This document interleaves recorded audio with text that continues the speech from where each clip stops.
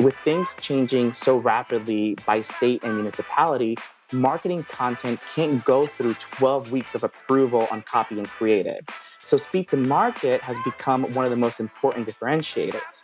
And as a result of that, what we're seeing is more and more marketing departments stand up agile teams that meet daily and sometimes multiple times per day. And those teams include senior leadership so that things can get approved quickly.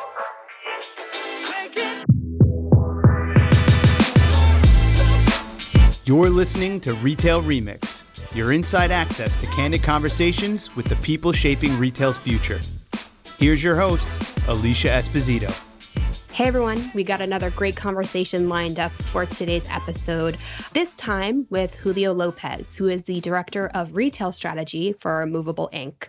And he's been having some fascinating conversations with retail marketers as of late. Obviously, a lot of folks are dealing with furloughs, layoffs, tasked to do more with less. But at the same time, there are some really exciting opportunities for retail marketers and experience orchestrators to use brand messaging and personalization to create these highly immersive brand experiences. So for today, we're going to dig into all of the nuts and bolts, all of the tools in the toolbox, so to speak, that he thinks will be critical as we start to think about holiday.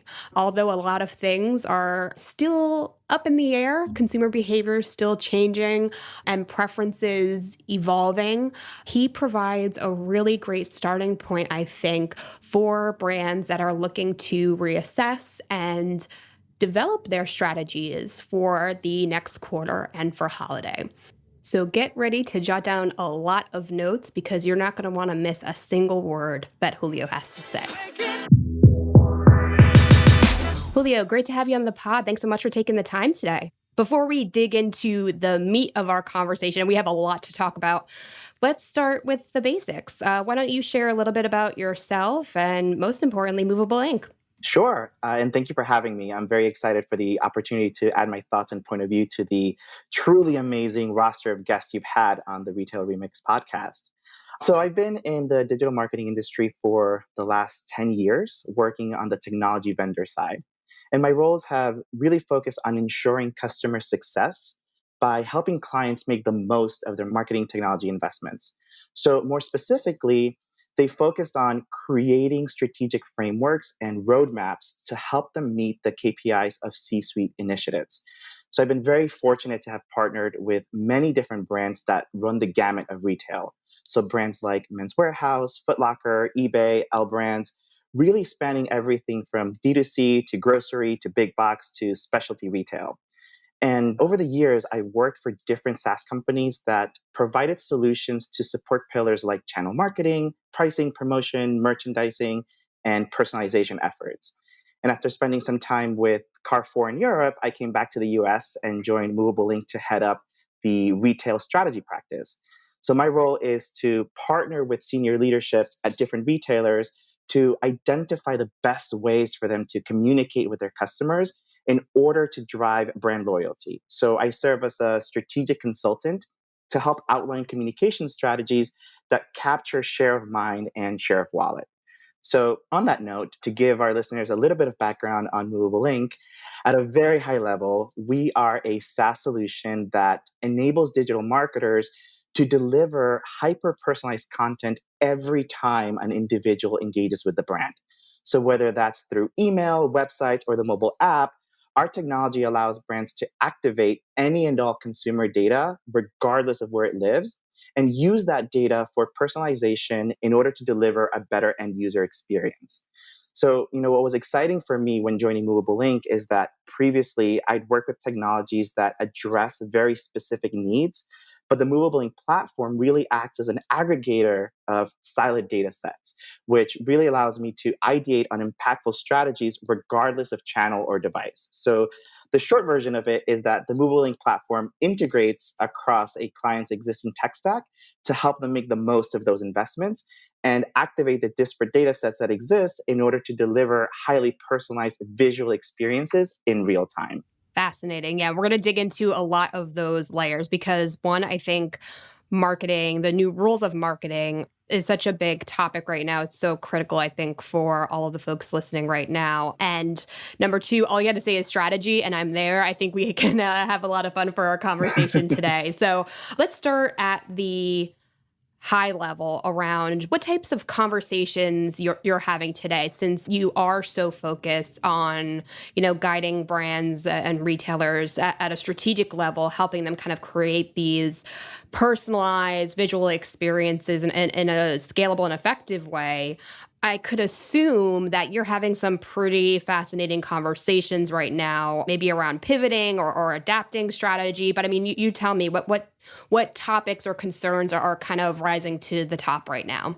Yeah, it's definitely been an interesting few months. So I'd say that there's three topics that we have been discussing with different marketing teams. And those have been doing more with less, customer retention strategies, and planning for holiday. So let me start by saying that the conversations have evolved drastically over the last few months. There isn't a marketing during a pandemic playbook. Each individual brand and marketing team had to figure things out on their own. So at the onset of the pandemic, there was a focus on over communicating on a couple of key pillars, which included things like what the brand was doing to keep customers and employees safe, as well as providing information on product availability, store updates, and different ways to shop. But inside of those messages was the real marketing content, which looked to connect the product to the new reality. So, for example, we saw beauty brands marketing their products as a new routine to pass the time while at home. And we saw home goods retailers really dial up the message on making your work from home experience more comfortable. Some brands had this really natural fit that allowed them to pivot their message and value proposition quickly, whereas others really had to stop and think about how their products fit with the new reality. So most of the conversations we had at the onset of the pandemic were outward looking.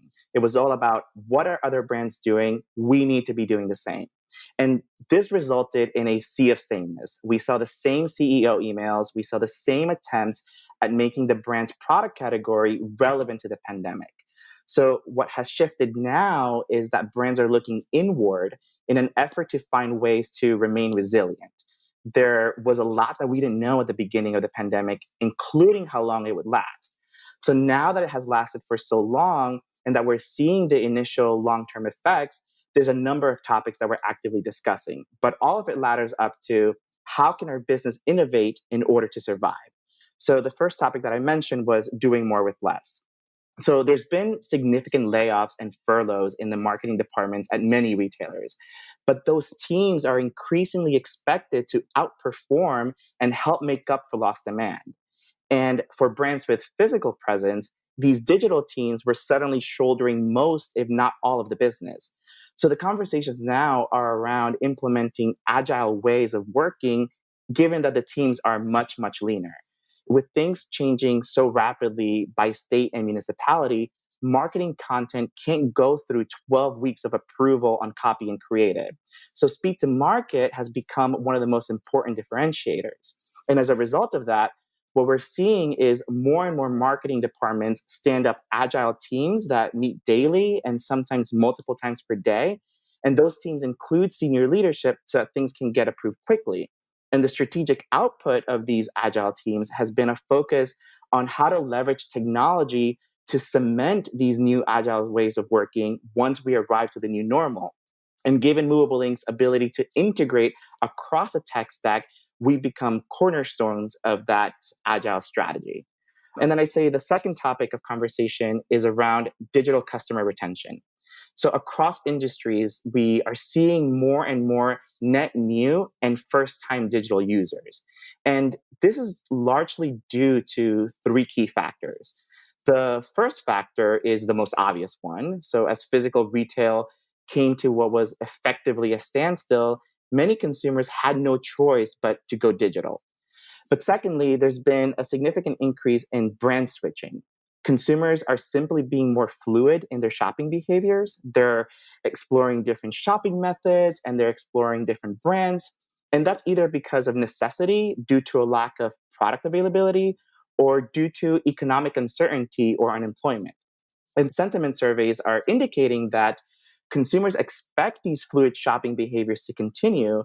So now we're seeing an erosion of loyalty amid declining sales and a more unpredictable digital customer. And the third factor leading to this increase in digital customers stemmed from increased promotional competition. So many new customers were acquired due to this increased promotional activity. So as we mentioned before, digital teams were tasked with making up lost physical retail demand. So a lot of retailers resorted to markdowns, coupons, and discount codes to help drive conversions. Even luxury and affordable luxury, which are more selective on markdowns, were putting their inventories on sale. So given all of this, many retailers are trying to figure out how to retain these net new and new to digital customers.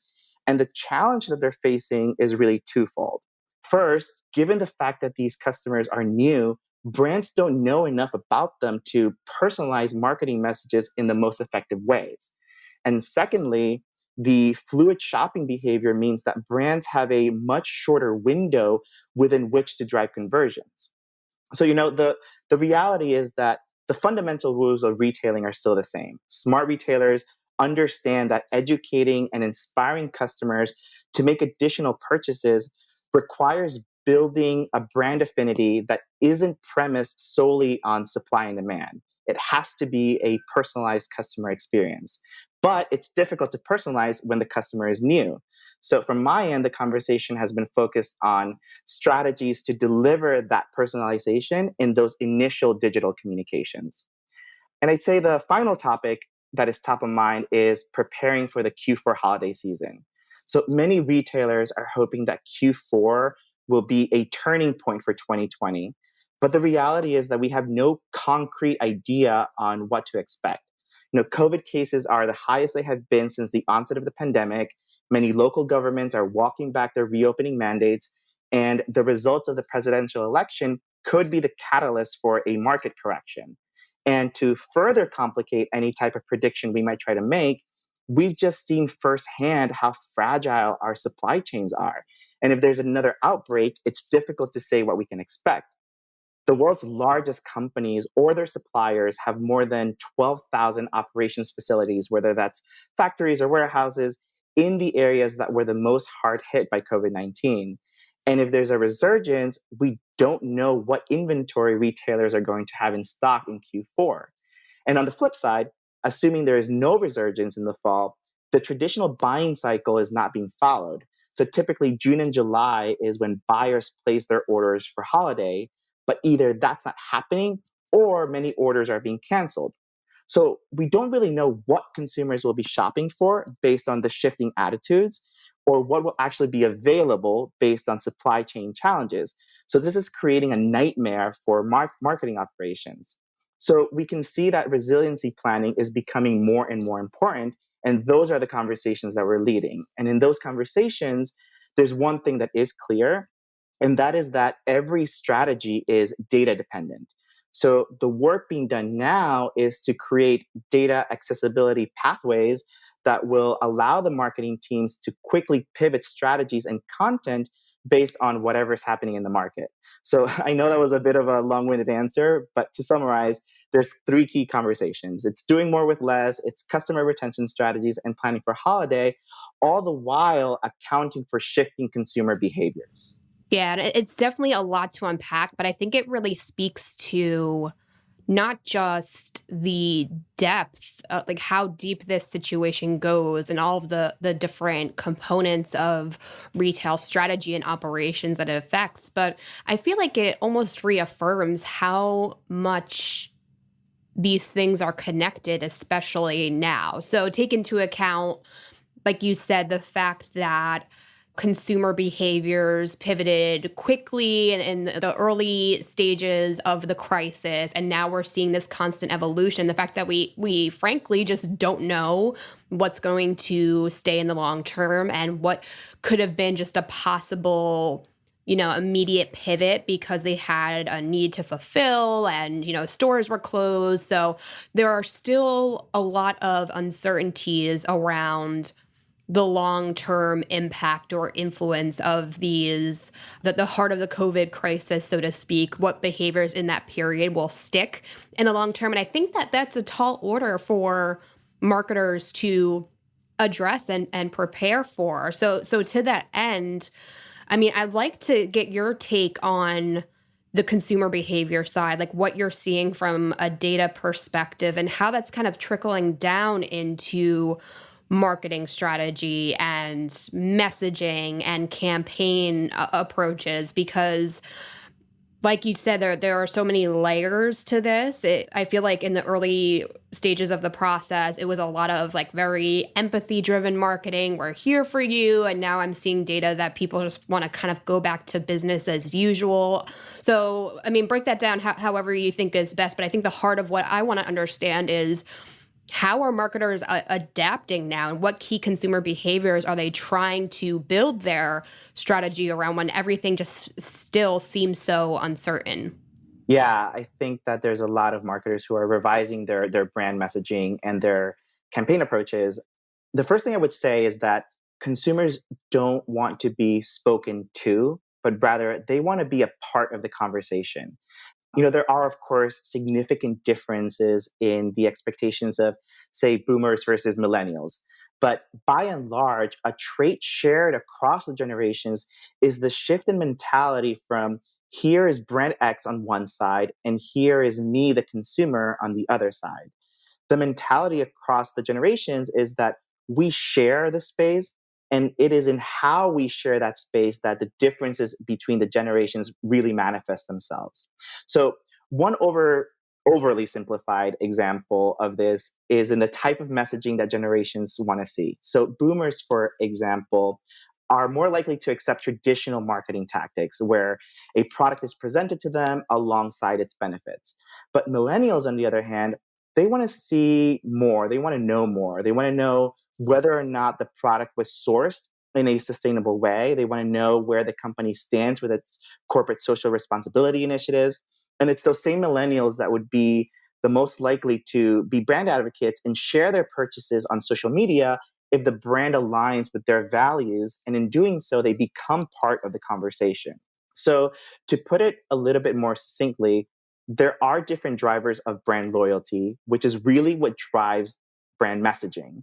And those drivers are on a spectrum. So, on the one end, we have transactional loyalty, which is more focused on spend X to get Y. And on the other end, we have emotional loyalty, which taps into your personal connection with the brand. So, what is shared across that loyalty spectrum is that the consumer wants to know, are you delivering the value that I hope to get from you? So, we are seeing brands shift their messaging to showcase what might be the most relevant value proposition to that individual. So, for individual X, the value driver might simply be savings, whereas for individual Y, the value driver might be something else. So, highlighting the why the brand is relevant to the individual and the value to the customer is where brands are taking their messaging. No, that's very helpful. So with that in mind, let's talk about channels too, because I think, messaging is one thing that kind of drives everything that marketers do. But then there's also, okay, well, where do we place our bets, right? Like what channels, what tactics do we prioritize now? Because there's been some very interesting pivots, I think, in terms of, which outlets consumers are relying on. I saw some data this morning that Instagram is starting to outpace Twitter for news consumption, which is fascinating. So I could assume that these types of shifts will only be taking place in other ways. And to that end, as stores continue to reopen or in some cases reclose, right? As these cases begin to fluctuate and change in different areas. So, I mean, what can you say in terms of, how these messaging strategies are applied across channels? Like where should retailers kind of place their bets right now? Yeah, this is a really interesting topic, a great question. So earlier we were talking about how digital has had to shoulder the bulk of retail, and that's what's resulted in the massive e-commerce growth that we're seeing. Right, we're seeing a lot more engagement with different devices, different channels. So what I find interesting is that even pre-COVID, we expected e-commerce to grow. I think it was by about 13% that the prediction stood at last I checked, which was well ahead of non-e-commerce growth. And that e-commerce number will only go up due to COVID and changing consumer needs. In fact, I think eMarketer just updated their forecast to show a 16% increase in e-commerce, which is putting us about 5 years ahead of where we need to be. And it's these new channels or these new ways that customers are engaging with brands that's really driving that growth. So I think that in order to capture that share of wallet from the expected e-commerce growth, we're going to see increased investment in some digital channels. So I do think it's worth noting that across the retail landscape, marketing budgets are being reviewed. So, in order to capture share of e-commerce growth and hedge against a slowing economy, I think retailers will focus on the channels that provide the largest ROI, right? That's pretty fundamental. And those channels, I think, are going to be email and mobile, because those are the only two channels whose revenue share is larger than their investment share. So, email in particular is the workhorse of digital marketing. So, we're going to see increased investments there. A direct result of the current situation has been increased digital adoption. And so we're going to see two parallel tracks. On the one hand, we're going to have new to digital customers that will need to be educated on how to engage with the brand. And the messaging for these customers will be staunchly focused on getting them familiar with the digital offering. But on the other hand, the additional investments in digital channels will open up new capabilities that more digitally savvy customers will be able to take advantage of. So, one aspect that I think will be shared across these two groups is an increased focus on cross channel journey orchestration. So, the fact is that having a unified brand voice will become more important because of one simple fact, which is that as more companies level up their digital experiences, customers will expect more from all of the brands that they engage with. And I think that the quickest way to sever a relationship with a customer is to fail to recognize them across channels and devices. So, to put it differently and answer your question, yes, different channels will become more important, including email and mobile, but connecting the experiences will be even more so. Great. That kind of leads me to my follow-up question, and you may have already indirectly answered it, is around the role of mobility in the long term. Again, because I feel like we're dealing with so many different forces and so many different situations depending on the location of the consumer, right? So, of course, when shelter-in-place orders were implemented, we saw this huge uptick in at-home internet usage, obviously, and more of a pivot to laptops and desktops. And now stores are starting to reopen. Those shelter in place orders have been lifted for the most part or are not as strict. People are starting to go to stores, right? So mobile has been deemed this centerpiece, so to speak, of customer experience because it's so intimate and it's so connected to the consumer at the individual level, right? It's in our pocket, it's in our hand, more often in our hand. So, I mean, what's the long-term effect there for mobility specifically? Do you foresee that it will maintain that ever presence from a marketing standpoint? Will this require just more deeper tracking and analysis to see where mobile's role stands in the future? Would love your take as far as how that trend specifically will evolve. Well, I'll start by saying I'm always an advocate of deeper analysis. So keep track of all the trends and all the reports, and you'll be able to make the right decisions. But I'll start with a short response to your question. The current shift resulting in increased digital adoption is here to stay. And a big part of that shift has been mobile. And the channel will continue to be a cornerstone of retail's digital strategy in order to meet customer expectations. So, as you said, the big leap in at home internet usage has manifested itself in different ways, including the use of laptops and desktops, but also mobile devices. So, in the US, the percentage increase in use of laptops versus mobile devices while these shelter in place orders have been in effect are actually only 2 percentage points apart. They're very, very close. Interesting. So to me, it's all about convenience. If I'm home and my laptop is right next to me, I'm more likely to use it to read the news or watch a show simply because it has a bigger screen, right? It's more convenient.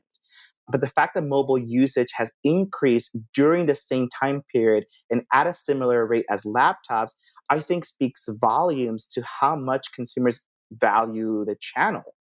The data shows that Gen Z, millennials, and Gen X were actually the ones that reported the highest increase in laptop usage, all of them well ahead boomers. But they also reported increased mobile smartphone usage, and that increase was for mobile was about 2 times what was reported for laptops.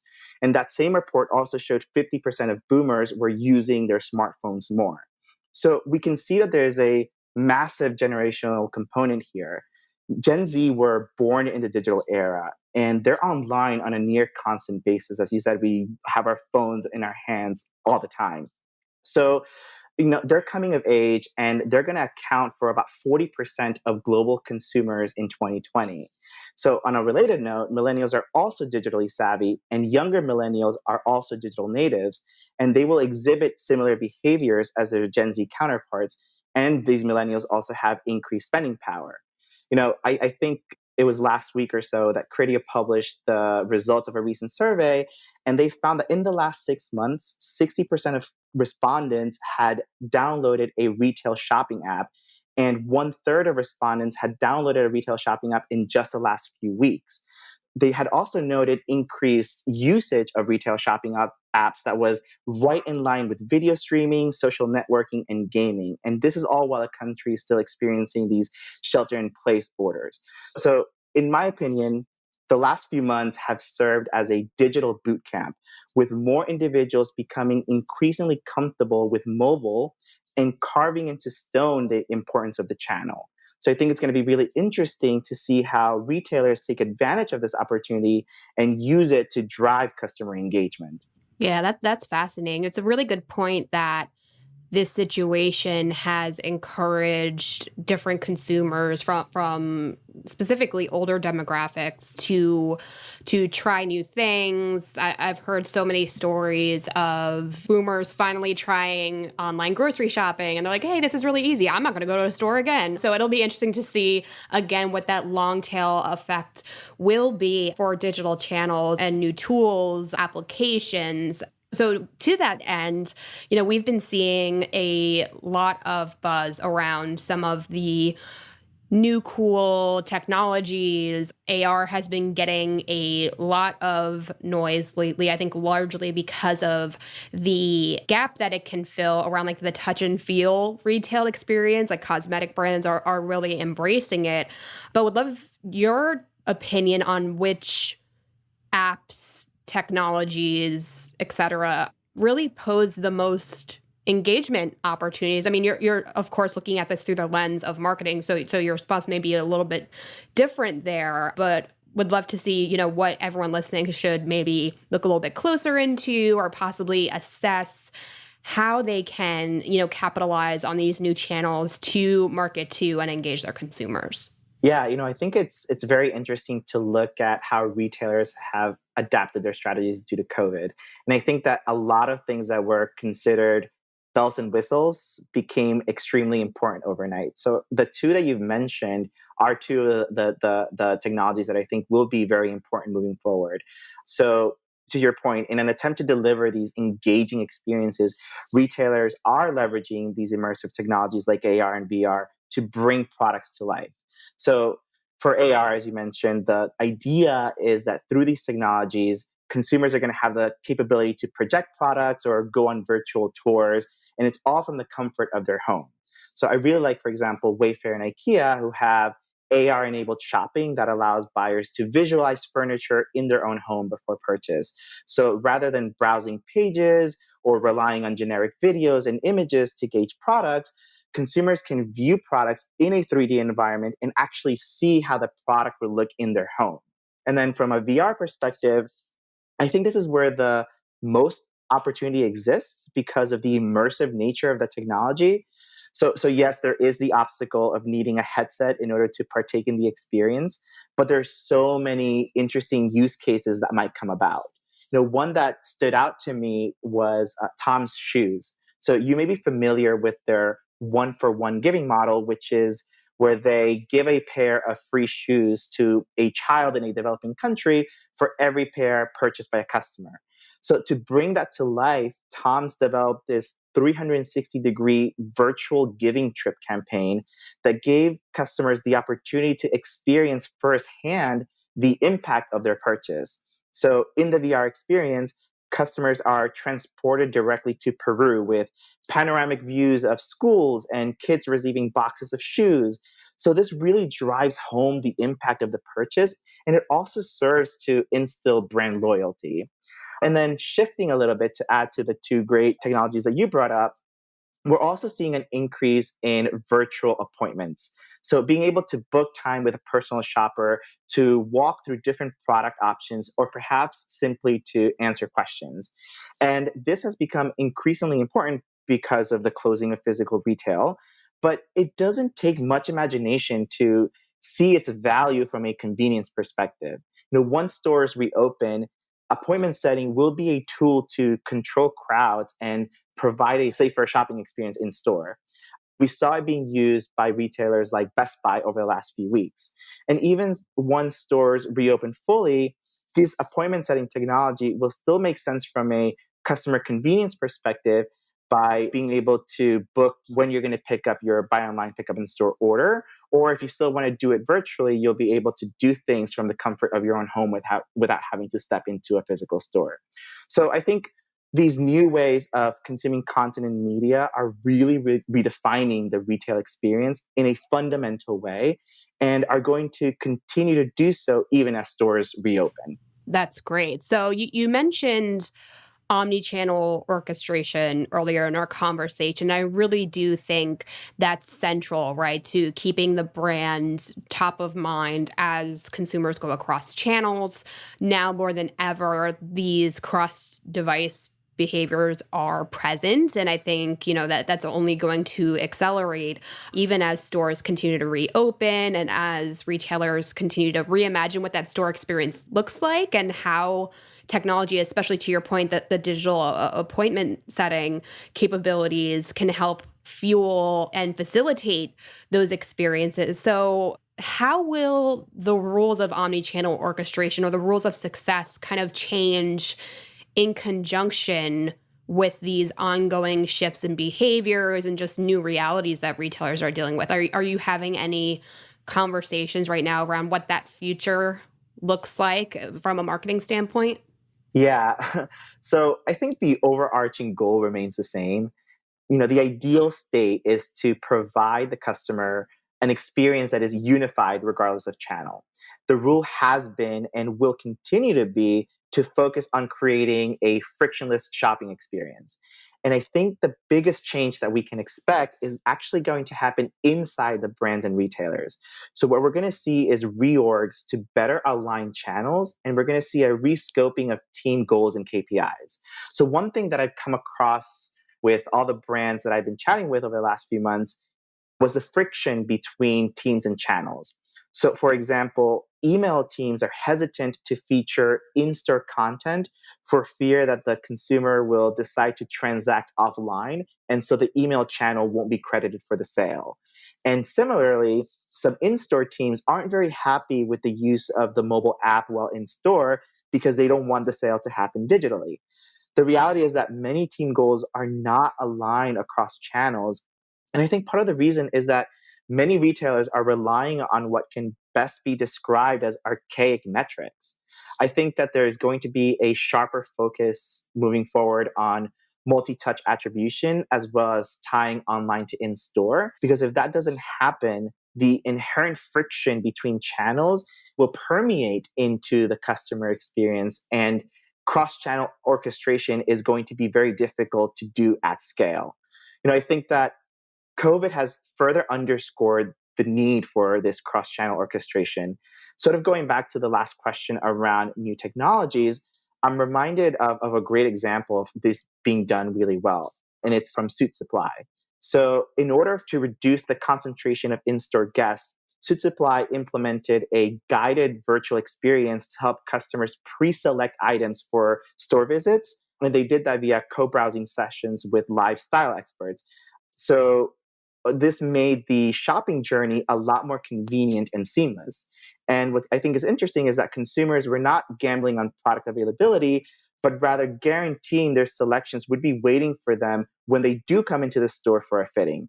And the brand even went as far as adding an optional appointment booking tool to reserve prepared fitting rooms and private shopping suites. So I think this is a great example of how digital and in-store can work together if their goals are aligned. So the short of it is that if the channels are not incentivized to work together, in the end, it's going to be the customer experience that suffers. Absolutely. And that who gets credit for the sale has been an ongoing point of tension, I feel like, not just for marketing, but also for just measuring success, right? And I know this whole notion of being data driven. We've talked about it a few times during our conversation. I know just inside conversations that I've been having, being data driven has always been the essence of what makes a good marketer or a good content marketer. You let the results kind of guide your strategy and where it needs to go. I'm curious, do you think that this situation is almost reaffirming and accelerating the urgency surrounding being more data driven? Again, tying it back to, where are our consumers? Where are they spending? Where are they browsing? But also what messaging is resonating with them? Do you foresee all teams kind of rallying together around this let the data do the talking and guide us mentality? Absolutely. I think we're going to see a stronger focus on making sure that everybody's sort of playing off of the same data set and that everybody has access to that data to be able to action off of it. I think that the importance of data-driven marketing is clear to all of us. But what I think COVID has done is really highlight weaknesses in the organization's data strategies. So the dynamic nature of this current situation required quick reaction times, and there were so many brands that simply could not keep up. So marketing communications were going out with incorrect information on prices, on stock availability, shipping expectations, and so on. And so we also saw many automated marketing touchpoints like email triggers that had to be completely shut down because they could not be easily updated with the correct data. So I think this is one of the many reasons why we are seeing increased investments in digital transformation. Companies realize that they need to be able to action on data much more quickly. And to do that, the infrastructure needs to change to give marketers more control of the data. So to answer your question, yes, COVID has reinforced the importance of data-driven marketing, but more importantly, it has underscored the flaws that really need to be fixed. Yeah, absolutely. Before we get into some closing thoughts and recommendations, Julio, especially as we look forward to holiday planning, which I'm sure a lot of folks listening are like, how can I even think about that right now? But it's the reality. Would love your take on what you think is going to happen in the long term, especially around marketing and advertising budgets, because there has been some very interesting pivots, some slashing of budgets, like you said, teams needing to be more nimble and scrappy, so to speak. Do you think this is just going to be a new longstanding reality, or what predictions do you have as far as the future of the marketing team? Yeah. I think it's not a surprise that in times of financial hardship, budgets are looked at much more closely. And budgets are also largely a function of performance. So we can, of course, expect changes. I was reading that some of the most optimistic recovery scenarios are placing the economic turnaround within 9 months. But even if recovery were to happen that fast, spend on media, marketing technology, marketing services, agencies, and even internal headcount is going to decline well into 2021. And the reason for that is that on average, marketing trails macroeconomic trends by about 3 to 4 months. Where I do think we will see increased spending is in marketing automation tools, since they will allow for more personalized touch points to be delivered without the need for additional headcount. And I also think that where the remaining budget is allocated to will need to change. So, depending on the retail category a brand is in, customer acquisition costs can be very, very high. But regardless of category, customer retention costs are generally much lower. So, I think we are going to see increased allocation of budget towards what I said before, which is channels like email and mobile, because they serve as retention tools. And we're going to see a greater reduction in paid media and programmatic. So to reiterate what I mentioned earlier, I think that we're going to have a staunch focus on capturing a share of e-commerce growth, but the budgets will need to focus on the channels that deliver the highest ROI. Yep. No, that's great. So to close out, again, Julio, this has been a fantastic conversation. I feel like we could talk for hours about the nuances of marketing and where it's going, where it could go, what the opportunities are. But let's start talking about the future. I mean, I'm sure a lot of folks listening now may be asking, okay, how do I apply all of this to my go forward strategy, to my holiday strategy? So I guess this is kind of like a two-pronged question.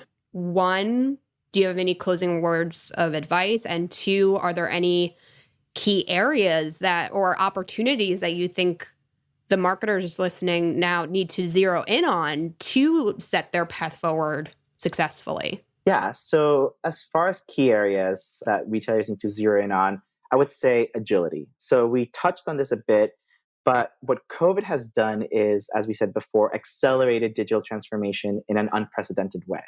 So as retailers are bucking the status quo and they're beginning to be more innovative, many are only doing it because they literally had no other choice. So what this means is that the old school mentality likely still permeates within the organization, and that needs to fundamentally change. One of the guests you've had on this podcast, Steve Dennis from Sageberry Consulting, just shared in his most recent Forbes article that the retailers that will survive will be the ones that rewire their processes to say yes more often and aggressively foster a culture of experimentation. And that is inherently tied to agile workflows. So brands and retailers really need to zero in on that. And then as far as final words of advice, I would say you can't do this alone. The changes that COVID has made necessary and the weaknesses in the supply chain and marketing and fulfillment processes that it has uncovered are too large to manage alone. So I think this is the time to work with your strategic partners and vendors to align on a unified strategy.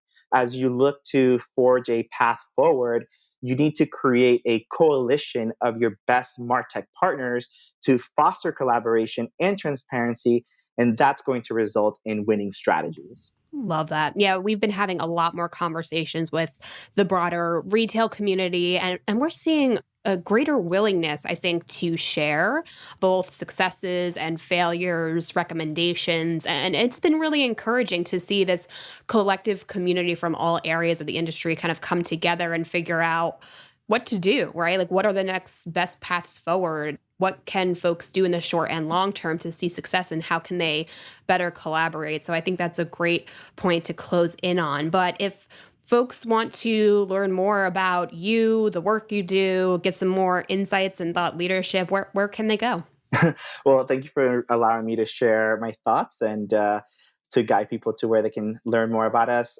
So all the thought leadership that Movabilink's client strategy team creates is featured on our site at movablink.com/resources. And you can also subscribe to our podcast, which is Ink Tank, and it's available through all the podcasting platforms. So please take a look. We publish new content regularly. Awesome, Julio. I love the podcast name. I love a good pun. Thank you again so much for taking the time out. Again, just a really fascinating conversation, an important one, especially now as we start to figure out where our strategies are going to go into the next quarter and into holiday. So thank you again so much for taking the time out. Yeah, this was wonderful. Thank you, Alicia. Thank you for having me on the Retailer Remix. Great. And thanks everyone out there for listening. Take care, and we'll see you next week. Thanks for listening to this episode of Retail Remix. Be sure to subscribe so you never miss an episode. You can find us on your favorite podcast player. Until next time, keep mixing it up.